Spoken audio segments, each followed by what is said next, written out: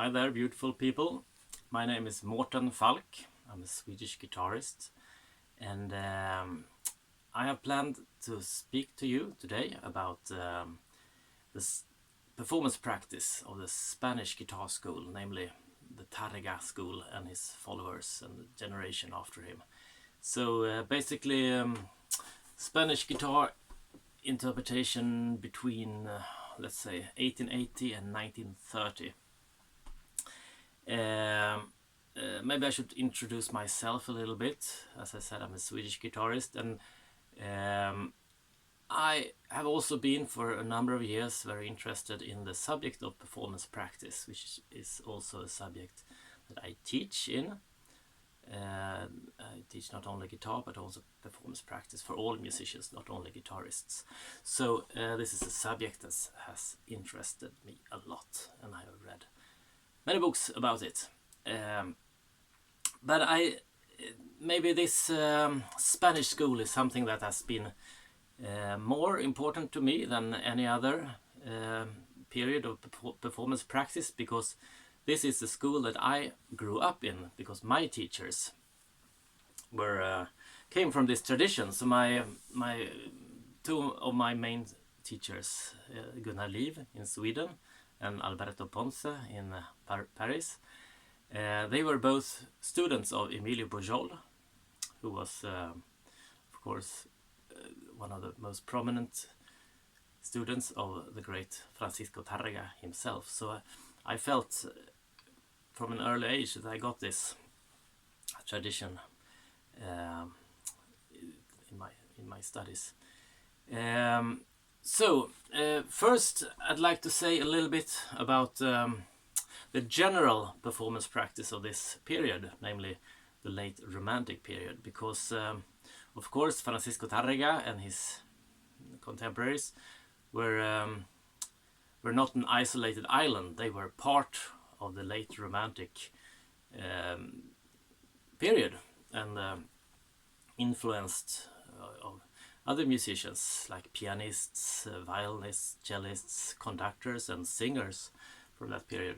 So I'd like to start a little bit about that. So I see the Romantic period, the 19th century, as a culminating of the freedom of interpretation. You can see this if you read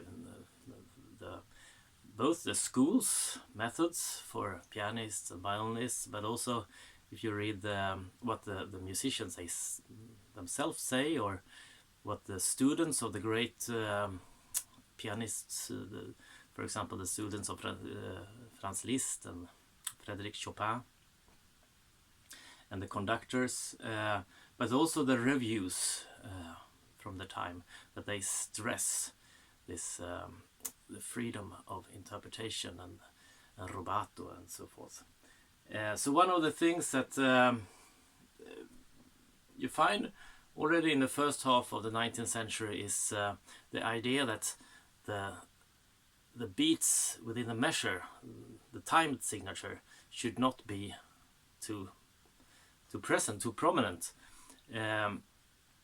So that is a contrast from the 18th century, where within the bar you had a very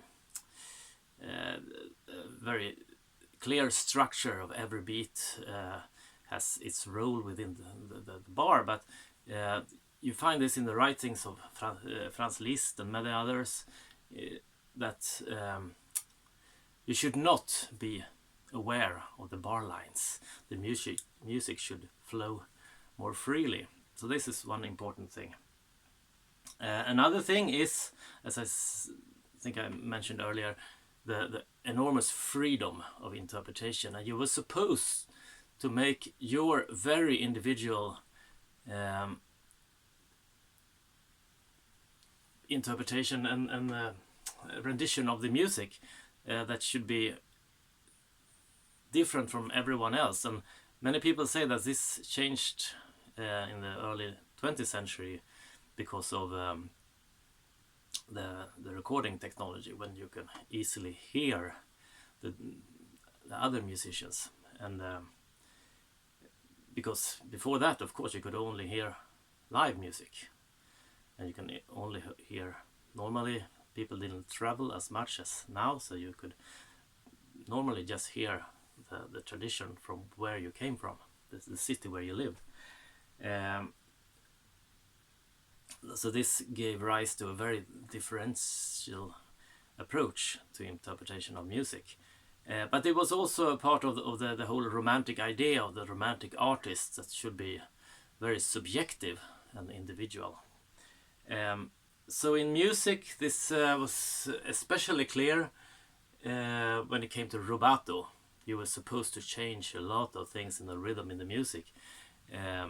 So what is written in the music rhythmically is just a starting point for your interpretation. It should not really, what you hear should not really exactly represent what's written on the score, in the score.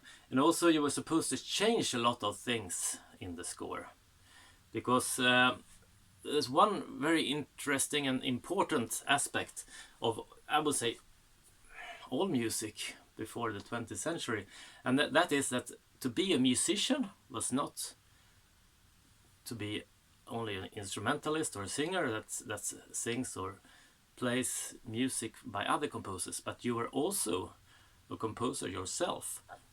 So to be a musician was basically to be three things: to be, of course, instrumentalist or singer, to be a composer, and to be a teacher, a pedagogue. So this what we have now with people that only teaches, and people that are only composers, or people that only plays other people's music, that was not very common in earlier days. And this means that everyone was also a composer. This means that when you played music by another composer, you played music by a colleague. So it was not this hierarchy that we see today, that the composer is the genius, that and the score is kind of the holy scripture that you should not change. That it was more, it was a colleague, and you were supposed to show what you would have done with the material if you had written the piece. So more maybe akin to how jazz musicians, or maybe rock musicians, when they do a cover of something else, they're not supposed to make a cover that sounds exactly like the original. Rather the opposite. You're supposed to change it, I would say, almost as much as possible to show your own individuality. And this is also what you can see in the romantic music in the 19th century. And so you get this examples of composers changing other composers' score, like Aguado's edition of Fernando Sor's Opus 14, or Costa's edition of Fernando Sor's Studies. But and also even more so in the late 19th century, the great conductor Gustav Mahler was more famous as a conductor than as a composer at that time. When he conducted earlier music by Mozart and Beethoven, he changed a lot. He reorchestrated the scores and added a lot of brass and much larger orchestra. And this was considered normal. And the pianists, when they play Bach, they added a lot of stuff. This brings me also to transcriptions, because I would say it was in the 19th century that transcription became an art form in itself. Of course, in our plucked instruments, it's a very long tradition. In the 16th century, you get these thousands of intabulations of vocal music for the lute or for the viola, which of course is a transcription. But it was another idea behind that. But in the 19th century, it was more that it became an art form in itself, and it was not. For example, when Tárrega made a transcription of a piano piece for the guitar, it was not supposed to sound like a piano piece. It was supposed to sound like a guitar piece. So you wanted to showcase the capabilities of your own instrument in question. So he would use all these glissandi, harmonics, raschiado, pizzicato, you name it, all these things that a piano could never do, because you want to make it sound like a guitar piece. So in short, it was quite the idea of making a rendition of the music that is true to the ideas of the composer were quite strange for a romantic 19th century musician. So you can almost say that to interpret the music according to the intentions of the composer is to go against the intentions of the composer when it comes to 19th century music. But now to get into details, when it comes to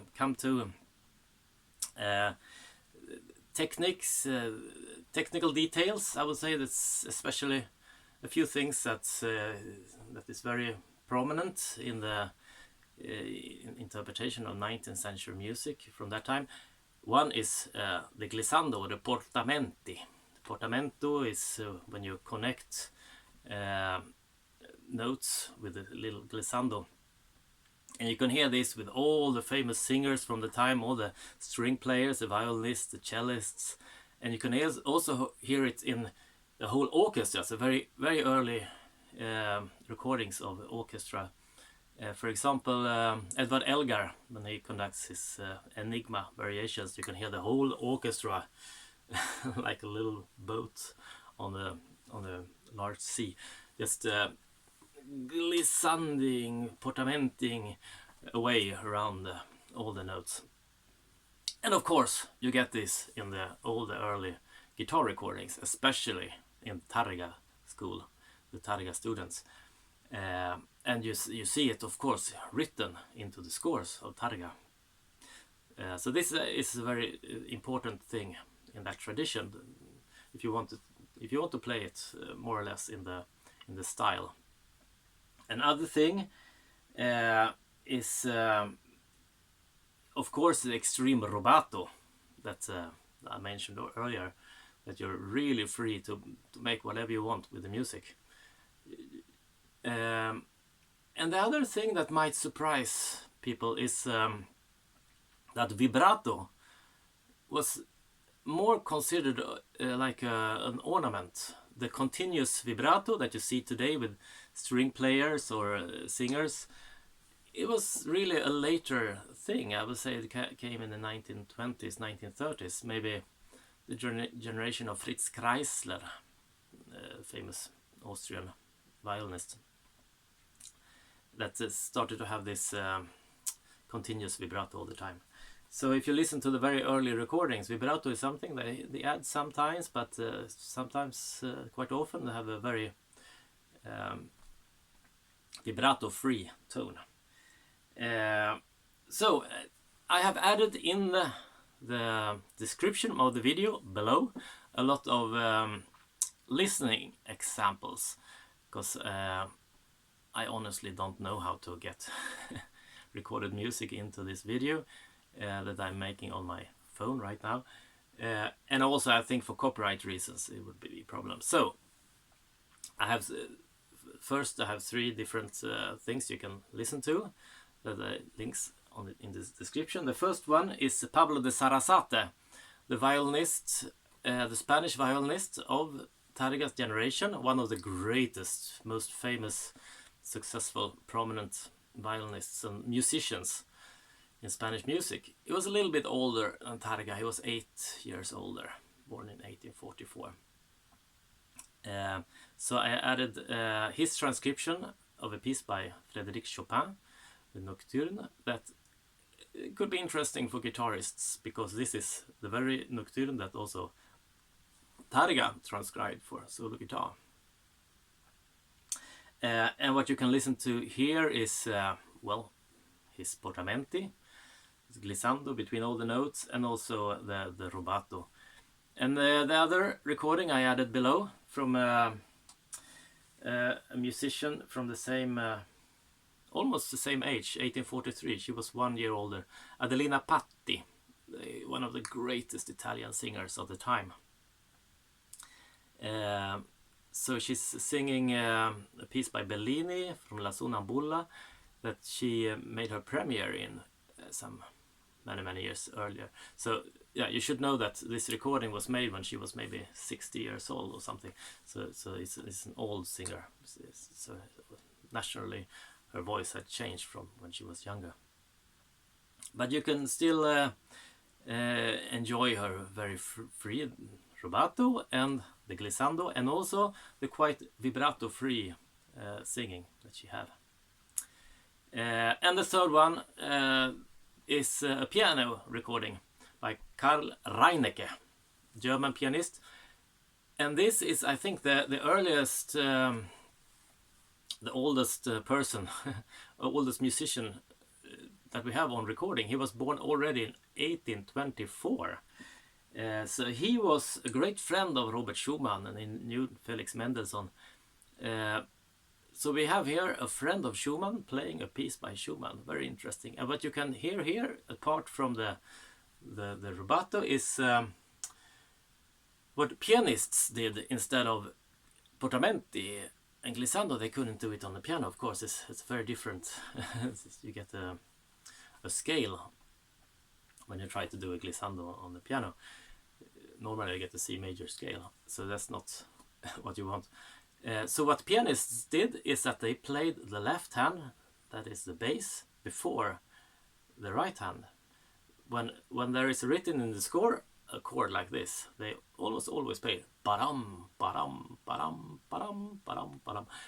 And this is something you also hear in the early guitar recordings. And of course, a musician from a much later generation, Andrés Segovia, he was famous for this, to almost always arpeggiate the chord, or at least take the bass first and the rest of the chord later.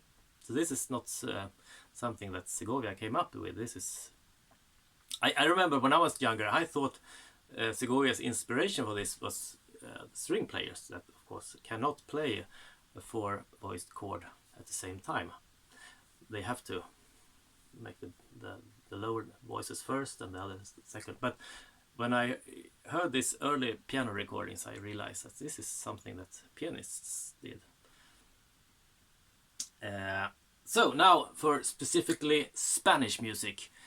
And yeah, I would like to ask you to start listening to a recording also here of one of the greatest pianists and composers of that time, of the contemporary of Tárrega, of course Enrique Granados, and he's playing here his most famous piece, Danza Española, number 5, number 5, Andaluza. And what you can hear here is a vibrato to the extent that I think you might not have heard any modern player do. Very interesting. So I dare you to play next time you play this piece, to try to do it with the freedom that the composer himself did. So listen to that and be amazed.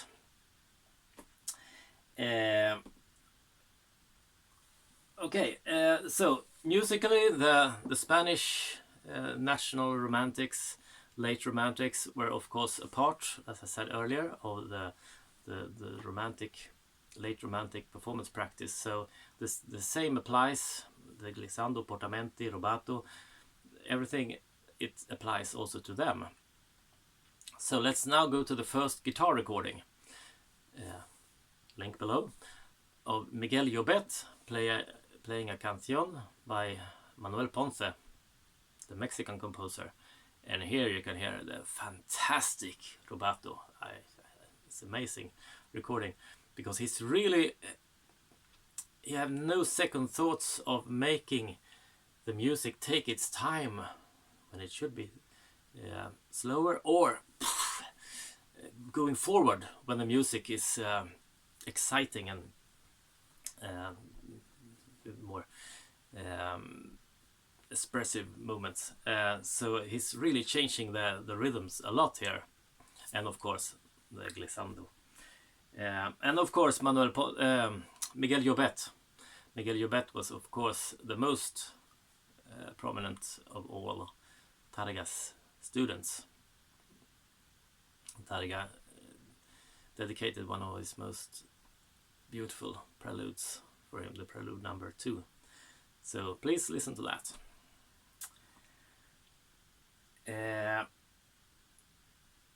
Now let's talk a little bit specifically about Francisco Tárrega, recordings of Tárrega's music. And the rubato that they used was not only in freer music like preludes. I mean, a prelude is more or less a written down improvisation, because there's no musical form or structure that applies to a prelude. It should be a freer kind of music. So most people would consider it normal to apply rubato playing to get the freer feeling of a prelude. But also in other works, like the dances and the tremolo pieces, they used a lot of rubato. So the next link below is Regino Sainz de la Maza, which is interesting because it's also filmed, so you can see the musician himself. And he was, of course, not a student of Tárrega firsthand. He was a student of some Tárrega students like Daniel Fortea and Miguel Llobet himself. But I think he very much belonged to the Tárrega tradition. And he's playing here Tárrega's lesser known tremolo piece, Sueño. And you can hear, apart from his tremolo being just amazing, it's second to none, but also the range of rubato that he uses here is just incredible. And I mean, when he sings consider a bass note to be important, he stops everything and makes a wonderful Apoyando on the bass. And yeah, listen yourself.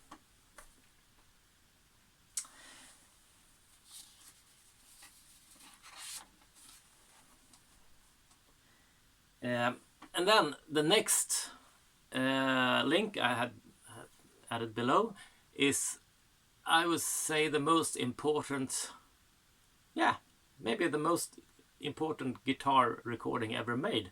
It is the only recording we have of Francisco Tárrega himself playing.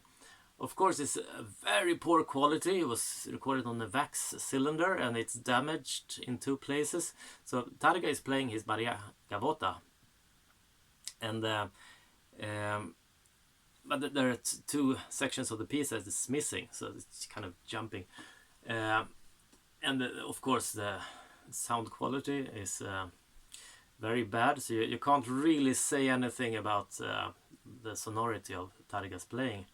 But what you can say is, what you can hear here is his wonderful calm playing and his natural rubato and the wonderful glissandi. Beautiful, beautiful playing of this piece, in a much calmer tempo than I've ever heard a modern musician play. Even myself, I wanted to play it this calm, but somehow it didn't. I didn't do it. And then we can compare this with a later recording by a guitarist from the next generation, the famous Andrés Segovia. He's playing here from a television appearance on Ed Sullivan show. So listen to that. And you hear here Segovia, you have a much faster tempo, not at all this calm atmosphere that Tárrega paints, but also stricter. And I would say Segovia, he is a step away from the true late romantic tradition. Of course, many people today think that Segovia, he used exaggerated rubati and romanticisms, But if you compare him with the earlier generations, the true romantics, you see that Segovia was actually a step away from that. The next step was, of course, the students of Segovia, for example, maybe the most extreme, John Williams, who really wanted to get rid of a lot of this rubato playing. Yeah, okay. One thing more I want to say about specifics of Tárrega pieces, and that is the mazurka, the mazurki, mazurke. The four mazurkas that Tárrega wrote, they are among his most loved pieces. The four mazurkas are, of course, the mazurka in sol, in G major, the Adelita, the Marietta, and the mazurka named Sueño. And of course, when you think about a romantic composer writing a mazurka, the obvious inspiration is Frédéric Chopin. And of course, that was Tárrega's own favorite composer. Among other things, you can see it in not only in the style of Tárrega's compositions, which is sometimes like a Spanish Chopin, but also you can see it in the number of Chopin pieces that Tárrega transcribed for the guitar. I mean, Tárrega transcribed music by all the great composers, from Bach, Mozart, Beethoven, Grieg, even Wagner for the guitar. But more than anyone, he transcribed Frédéric Chopin's music. And it's interesting to know that Tárrega himself was a very able pianist of high education. He studied as a concert pianist at the Madrid Conservatory. Of course, at that time, the guitar was not a part of the curriculum. He really knew intimately the piano playing, and of course, the piano playing of his time, it was the romantic piano playing. And the Chopin school of playing was very prominent in the whole of Europe, so I'm sure he came into contact with the players of the Chopin school. I mean, Chopin, he had some very... of course, Chopin, he died before Tárrega was born, but the Chopin students were prominent during the whole 19th century. So I'm sure that when he wrote his mazurkas, he thought about not only composing in the style of Chopin, but also that it should be performed in the style of Chopin. So therefore it could be interesting to hear a Polish pianist from the late Romantic period playing a mazurka with the kind of rubato that Chopin could have used. So I chose here Ignaz Paderewski, which one of the most celebrated Polish pianists of this time, maybe the most celebrated one. And yeah, if you want, I will also add a link to the score, so you can try to follow the score when he plays, because it's really interesting to see the range of rubato that he uses also in a dance piece. Many people today think that dance should be quite equal rhythm, so you can dance to it, but that was not the case because they took the classical composers. Of course, no one would dance to the Chopin mazurka in the folk style was danced to, but the classical mazurka was not something you used for dance music. So please listen to that one. So now I will speak a little bit more. The last thing I will speak about is the technical aspect of the Tarrega School. As I said, this is something that I experienced firsthand with my teachers. And I would say the most important thing with the Spanish guitar playing of this tradition is the Apoyando. Apoyando, the rest stroke, was of course to play Spanish music from this time without rest stroke. I would say it's like playing heavy metal without distortion. I mean, it has to be there, otherwise it's not heavy metal. If you play Spanish music without Apoyando, it's not Spanish music from this time. At least to my ears, it sounds very strange, like a strange dialect.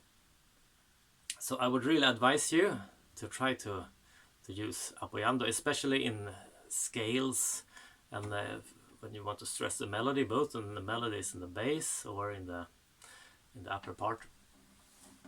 But there is Apoyando is not only that you hit the next string like this. I mean, you can make a Apoyando in this way, but that's not the true Apoyando, I would say. The idea of Apoyando is to get a deeper, not necessarily stronger, more sound with more volume, but a deeper, fuller sound. And you get that by pressing the string that direction towards the soundboard.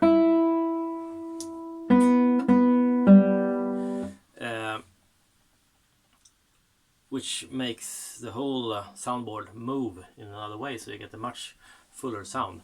So that is the Apoyando in the true Spanish fashion. Of course, the Tarrega School, they had this kind of hand position, and you have to shape your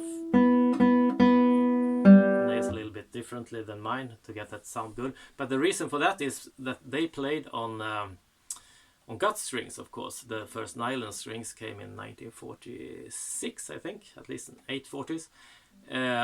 So when the gut strings, I have gut strings on some of my old guitars, so I know what I'm speaking about. The gut strings are always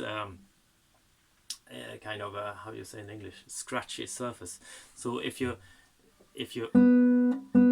play like this that I do today, that you go along with the string, you get a very much sound. If you have this hand position, you get a very strange scratchy sound from gut strings. So if you play, you have to play like this. But I would say what I learned from my teachers, especially Alberto Ponce, he was speaking about caressing the string, not scratching it. So you should go along with the string. Of course, Ponce he often did it from. You can see. I can really advise you to listen to the videos of Alberto Ponce that are on YouTube. Wonderful, wonderful player. One of the best players of the 20th century, I would say. But I use it more easier way that this is a more normal way that the fingers are moving in this way. So you get a larger surface of attack. So you get a more mellow sound. Because there is also this, I should tell you, I have a band-aid on on my M finger because I'm also a farmer, and I was going to cut the grass with a scythe, and I cut it. I was going to sharpen the scythe. It turns out it didn't need to be sharpened. It was very sharp. Anyway, so what was I going to say? It slipped my mind. Anyway, yeah, nails. Of course, nails is something that has been discussed for many centuries. I think the very earliest mention of nail playing was from Miguel de Foñana's book Orfénica Lira from 1554 or something, no, mid 1550s, where he says that you should never pluck the strings with a nail or any other foreign subject. Of course, Fernando Sor, he played without nail, but his great contemporary, Dionisio Aguado, he played with nails. And Julian Arcas, the next great Spanish from the next generation, he's said to have been played without nails. But Tárrega, he mostly played with nails. Might surprise you. But he's known to be a non-nail player, but that was actually only the last 7 years of his life, when he didn't tour much because he was had a very fragile health. So the last 7 years of his life he cut off his nails, and his students from that period, like Emilio Pujol, they played without nails. But the students from an earlier period, like Daniel Fordea and Miguel Llobet, they played with nails. So, but what you get, I would say that the Spanish way of shaping your nails is to have not having long nails. You can see my eye finger here. The nails are very short, and this is something that also Aguado already writes in his method. And you can probably Miguel Llobet and also Andrés Segovia. So the idea is that you strike the string with both the flesh and the nail, so you get the best of two worlds. And of course, another important thing that I mentioned earlier is the portamento. And to make a beautiful, today I think many people, they don't know really how to play a beautiful romantic glissando. You get, but if you listen to the early recordings, and also this is something I learned from my great teacher Gunnar Liv, the Pujol student, and he was also a student of Sainz de la Maza, is that it requires a lot of work to have a beautiful glissando, and it should be very calm, with a very relaxed hand, not pushing the strings towards the frets, and never stress. So this is important. I advise you to work a lot on your glissando to get them, and listen to the early recordings of Daniel Fortea and Josefina Robledo, Miguel Llobet, to hear they when there is a glissando, they stop the music and really want to show it. There's no stress at all. It's something beautiful to show to the world, this glissando. So this is very important. And I would say to remove the glissandi from Tárrega's music is really to change the style of the music. To remove the glissando from romantic music is like playing French Baroque music without trills. I mean, it's such a, or blues music without bending. It's such an integral part of the musical language. I think it should be there. Well, and next thing is that you can read about it already in the school of Fernando Sor, but it was very much present in the tradition of the generation of Miguel Llobet and later Segovia, is of course the changing of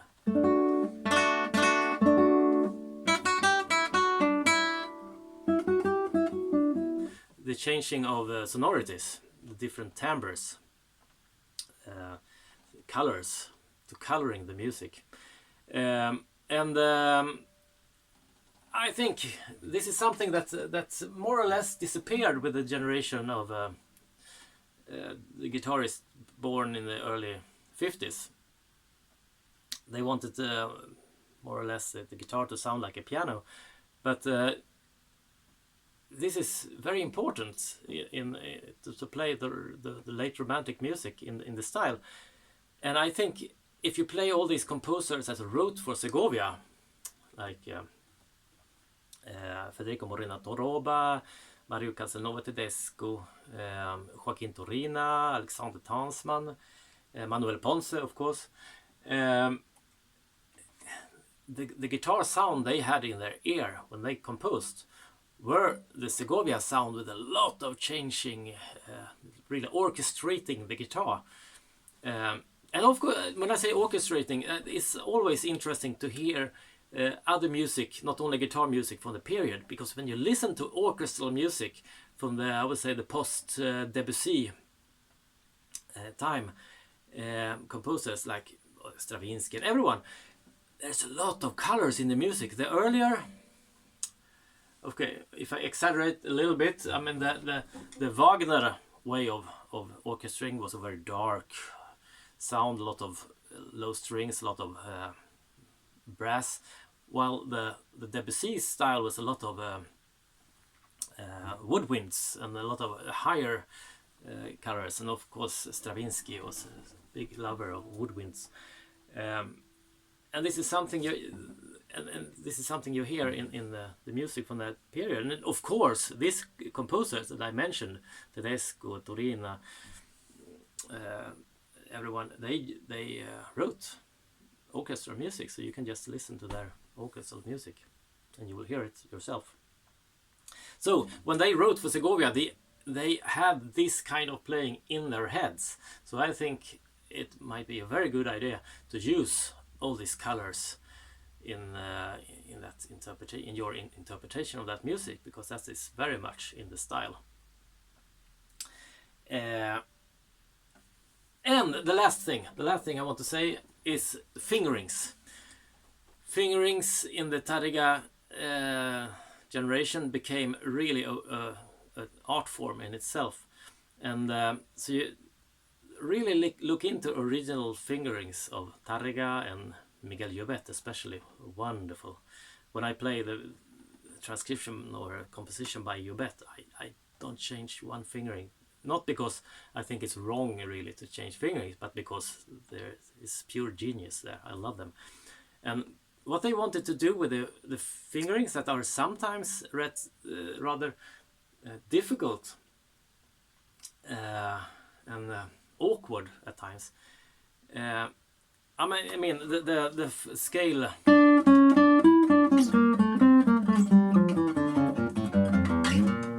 should be much easier.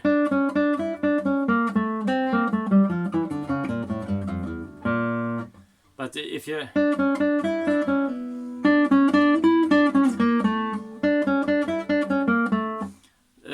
it sounds much more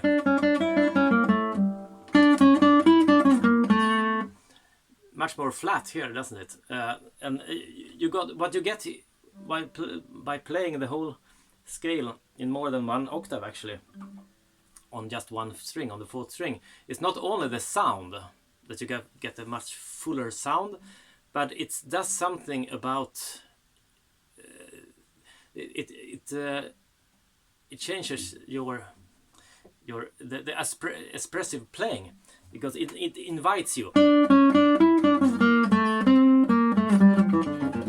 It invites you to make this the glissando. Of course, there's no glissando if you play in the first position. The glissando and the vibrato, and to make a more expressive interpretation. And it's also very important for the phrasing and the articulation, because you can't play it. I mean, you can't play it like a very fast scale on the first thing. Of course, you can practicing it to get it very fast, but it's against the idea. When you do a fingering like that, another scale comes to mind. I have another tuning on my guitar now, but the Fandanguillo by Joaquin Torrina, Segovia's fingering of the scale there, is really complicated, and it does something with the phrasing so the fingering is a way of showing the phrasing, how to phrase the music. So I really advise you to look into that. Yeah, but that's mostly what I have to say today. Yeah, no, one more thing. I wanted to end with some tips about books that I have found very interesting. The first and most important for this subject, of course, the original. See, mine is very broken, but the original editions of Tárrega's music, where you can experience his own fingerings, what he published. And another one in the same area is the manuscripts of Tárrega from it's quite a thick book with many pieces here. He had an English student named Walter Leckie that Tárrega he wrote down on the homeworks, all the pieces he played. So here you get first-hand Tárrega's handwriting, and he fingers. I think Walter Leckie was probably a bad sight reader, so Tárrega he writes every fingerings on every note. Every note exactly, the string, the finger, the position. So you get exactly the fingerings that Tárrega would advise his students to play. Very interesting book. Some other guitar-related books. Of course, this is a classic. and it's a thin book, and it's in 3 languages, so the book is really very short. El Dilemma del Sonido en la Guitarra by Emilio Pujol. You get it also in English and French. Well, it's a book about about non-nail playing, but you get a lot of things about performance practice here. And this biography of Tárrega, quite new, is very, very good. Very thorough. Advise you to read this by Adrián Rius. And this, of course, a little bit later generation, the Segovia Ponce letters, and it's not so much about interpretation, but you get the idea of a great artist like Segovia, what he was thinking about. I found it interesting. And then some books about general performance practice. Here are two, the performance guide to music of the Romantic period. Very, very, it's quite thin, but it's a lot of valuable information in this one. And I have a CD with musical examples, some of whom I put in as my own examples. Very good. And this much thicker one, but it's not only about romantic, also about the classical period by Clive Brown. Very important book. And then I have some others, mostly pianists. This is in Swedish, but you can find it in English. Arthur Schnabel, sorry. Arthur Schnabel's Born to be a Musician would be the translation. Very interesting book. He thought wonderful pianist from the early 20th century. Then you have, I think, 2 books. Where is that one? Oh, yeah, 2 books by Edvard Hanslick, who was the greatest musical critic of the Romantic period, but also a very great musical philosopher. So you get his ideas. So this book about the beauty of music is more a philosophy book, and this other one from a diaries of a musician is more, he writes about the great musicians of his time. So you get descriptions of how they performed, but also his idea of what was the good things they did. Reflections on Music, Edwin Fischer, another great pianist from the early 20th century. And then I have also 2 books, I think, here by Anton Rubinstein, which is not the same pianist as Arthur Rubinstein. Anton Rubinstein was a great musician from the 19th century, one of the greatest pianists ever, the founder of the Russian school. Interesting. Piano mastery, Harriet Brewer. She made interviews with some of the great players of the very early 20th century, where you hear their own words about music. Here's another with Arthur Schnabel, the teachings of Arthur Schnabel. I think I have a 3rd one. I really like that pianist and his idea. Schnabel's interpretation of piano music, also very interesting. What have we got here? A lot of pianists. Josef Hoffmann, the student of Anton Rubinstein. Piano playing, also very interesting about romantic performance practice. And another piano book, Claudio Arrau. Of course, he was from a later generation, but he was a student of a Liszt student, Krauss. So he was a true expert on romantic performance practice. Very interesting and a great mind. The last piano book is Heinrich Neuhaus, about, you can find it in English, his book about piano playing. It's very little in the book about piano playing. It's mostly about interpretation in general. And the last book I brought here is an anthology with about conducting. This is also in Swedish, but it's very interesting. You can probably find it if you search conducting and Carl Bamberger. because here you have the writings, first-hand writings of the conductors of the whole of the 19th century, like Carl Maria von Weber, Robert Schumann, Richard Wagner, Giuseppe Verdi, Richard Strauss, Gustav Mahler, Bruno Walter, and so forth. Very important book. So that's all, folks. Thank you for today. Don't remember to be kind to the world and everyone around you. Peace, love, and understanding. Bye.